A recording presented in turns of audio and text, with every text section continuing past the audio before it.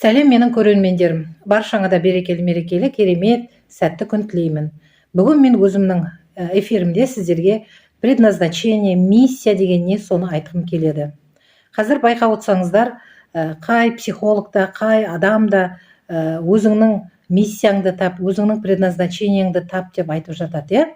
Енді көбіне менің каналымдағы адамдар өзіміздің қарапайым ауылдық жерден шыққан қарапайым қазақтың қыздары, әйелдер болғандықтан мен бүгінгі өзімнің эфирімде осы предназначение, миссия дегенге мәнін ашып көрсеткім келеді.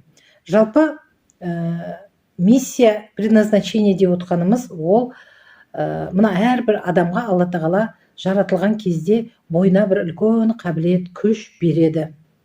Жалпы айтып жатады ғой, мына өзіміздің қазақтың үлкен адамдары айтып жатады, мына өмірге адам келген кезде адамға ырзық несібе беретін, міндетті түрде адам бір күш қуат береді деп айтып жатады. Сол сияқты предназначение, миссия деп отқан, ол сіздің әу баста өзіңізбен бірге жаратылып, өзіңіздің бойыңыздағы талантыңызды білдіреді. Яғни сіздің өзіңіздің не істегенде қатты жақсы көресіз.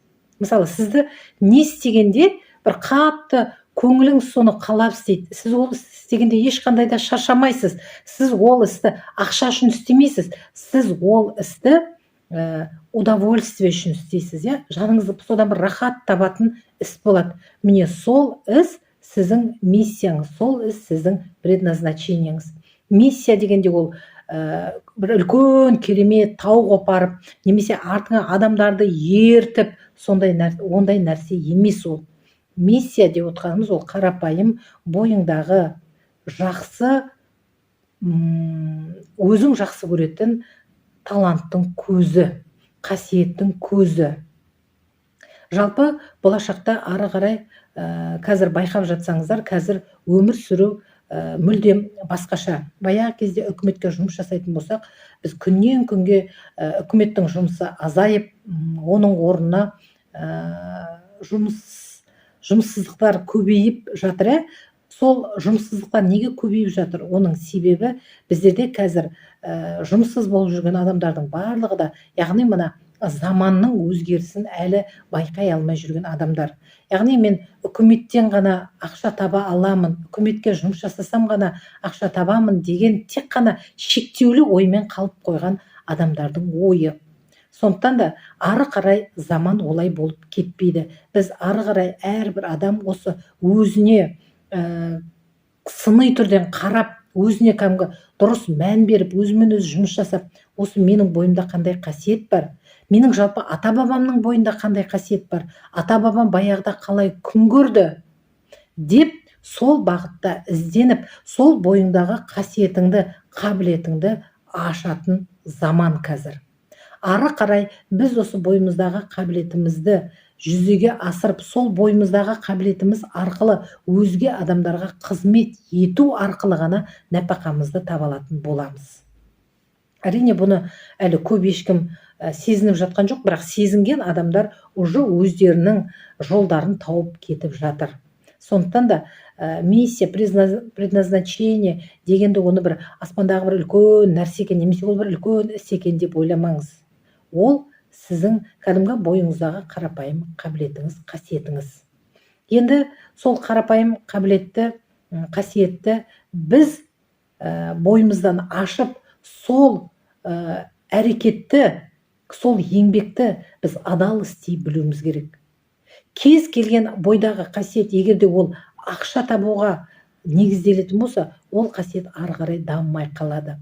Керісінше адамдарға болсын, адамдардың сұранысына қарай жұмыс жасайтын болатын болсаңыз, онда сіздің қабілетіңіз, қасиетіңіз ашылады. Біздер енді қазақ халқы көп бұрын саудамен айналыспағаннан кейін, бұл да негізі сауданың бір түрі, яғни бұл жерде сіз өзіңіздің еңбегіңізді сатасыз деген сөз. Мысалы, сіз қарапайым, енді былай айтты, құрылысшысыз ба? Сіз өзіңізге, мысалы, заказ берген адам, немесе біреудің үйін салатын болсаңыз, сол істеген ісіңізге ұқыптылықпен қарап, сол ісіңізді адал атқаратын болсаңыз, сізге келесіде ар жағында жақсы заказдар түсе береді. Ал керісінше сіз адал атқармай дұрыс істемейтін болсаңыз, шала шорпа асығып тек тезірек құтылып ақшаны аламын деген сізде ой болатын болса, онда сізге ары қарай клиенттер келмей қалады. Неге? Себебі болашақта, тағы да айтып отырмын, болашақта үкіметтің жұмысы аз, сондықтан да әр адам бойындағы қабілеті арқылы ақша табады. Ал сіз сияқты қаншама құрылыс жасап ақша тапқысы келіп жүрген адамдар бар. Немесе сіз қолыңыздан тігін тігу келеді дейді. Тігін тіксеңіз де, сол тігін тігіп берген адамға бар ықыласыңызбен, шын ниетіңізбен, соның көңілінен шығатындай қылып істейтін болсаңыз, сіз бір адамға дұрыс қызмет етсеңіз, ол адам сізге 10 адамды тартуға кепілдік береді. Сондықтан да бұл жерде тағы да бір басты нәрсе, біздерде баяғы совет үкіметі кезінен бізде қасаң бір не қалып қойды. Қазір кезде біз адамдармен қарым-қатынас жасаған кезде, мысалы бір өзіңнің ісіңді біреуге айтып тұратын болсаң, істеп беретін болсаң, алсаң ал, алмасаң алма деп көбіне бір тәкаппарлыққа барамыз. Біз бізге заказ беріп тұрған адамның, біздің ісімізге мұқтаж болып тұрған адамның ойымен санаспаймыз. Мына шетелде бекерден бекер клиент всегда прав деп бекерден бекер айтпайды. Себебі сол клиентке сіз қайткен күнде де сол клиентті сіз өзіңіз жібермеуге тырысуыңыз керек. Ол клиент сізге ары қарай да өзінің сұранысымен келу керек. Біздерде қазақтарда қазір мынандай бір ұғым бар. Біз бір нәрсе жасасақ, бірден бір байып кеткіміз келеді, немесе көп адамды жаңағы өзімізге қаратқымыз келеді. Көп адамға, мысалы біздің клиентіміз өте көп болғанын қалаймыз да, азғантай бір істеп жатқан ісімізге көңіліміз толмайды. Негізінде Жапония елінде өте жақсы бір қағида бар.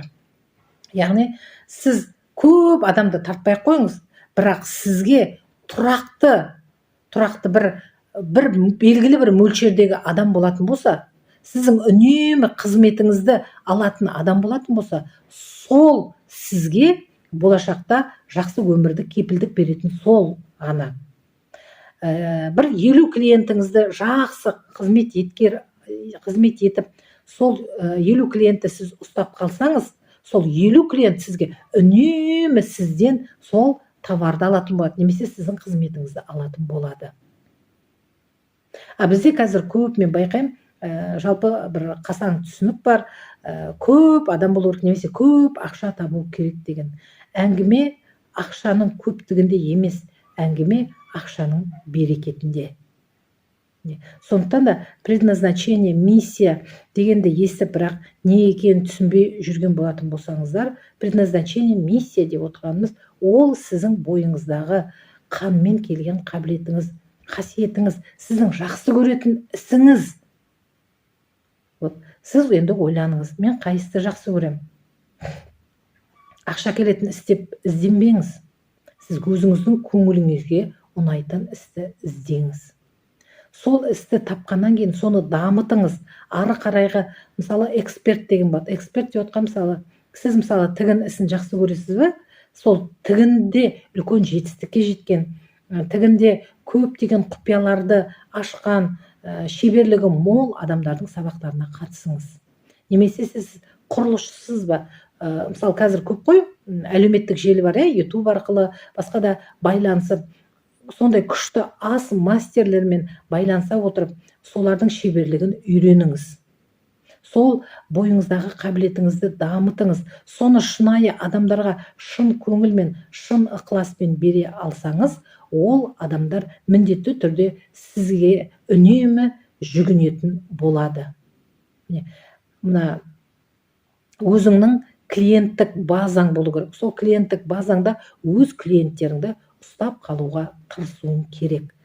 Негізінде оның құпиясы, бірақ құпиясы бар, яғни адалдық. Істеген ісіңе адал болатын болсаң, сізге міндетті түрде клиент келеді. Сіз адал болатын болсаңыз, міндетті түрде сізге Құдай береді. Әңгіме сол адалдықта. Және де әрине шеберлікте, адамдармен жақсы қарым-қатынас жасауда. Жалпы болашақта барлық жерде де мына адам ресурсына талас болады. Адам ресурсы деп отқанымыз, яғни біздер қызметімізді адамға жасаймыз, иә? Біз адам арқылы табамыз. Сіз әрбір клиентіңізді сондай көзқараспен қарайтын болсаңыз, яғни ол әрбір клиент сіз үшін құнды болатын болса, бағалы болатын болса, сізді де ол клиенттер бағалайтын болады. Сондықтан да предназначение, миссия деген үлкен керемет бір жаңағы тауға шығып, немесе үлкен бір спортта шеберлік көрсетіп, немесе басқа да ту алып жүгіріп бүйтіп не істейтін нәрсе емес. Сіз предназначение деп отқанымыз сол өзіңіздің бойыңыздағы қабілетіңізді, қасиетіңізді қарапайым айналаңыздағы адамдарға ұсыну. Бойдағы осындай қасиет. Тағы да әңгімемнің соңында айтқым келеді, яғни бойдағы қасиетті табу үшін ол біздің әке-шешелеріміз немен айналысты, аталарымыз немен айналысты. Егер де сіз соны білетін болсаңыз, сізге предназначениені табу оңай болады. Яғни біздің адамның бойы тұрған память, бізде айтады мышечный память дейді. Яғни біздің қолымызда, мына білегімізде бұлардың есте сақтау қабілеті күшті болады. Егер де сіз сол ата-бабаңыздың не істегенін білетін болып, сол істі ары қарай алып кететін болсаңыз, вот сол нағыз сізге табыс әкелетін іс. Бүйтіп істеуге ниеттенген кезде ол адамның қолы өзі жүріп ақ істеп кете береді. Сондықтан да адамға адал қызмет етуді ұмытпайық. Предназначение, миссия деп отқанымыз осы. Ұнаса каналға тіркеліңіздер. Басқа да тағы да сұрақтарыңыз болатын болса қоюға болады. Мен барынша жауап беруге тырысамын. Мен жалпы осы адамның даму бағыты бойынша, адамның психологиясы бойынша ізденіп жүрген адаммын. Ақмоншақ ой дизайнер каналына тіркеліңіздер. Пікірлеріңізді қалдырыңыздар. Келесі кездескенше сау болыңыздар.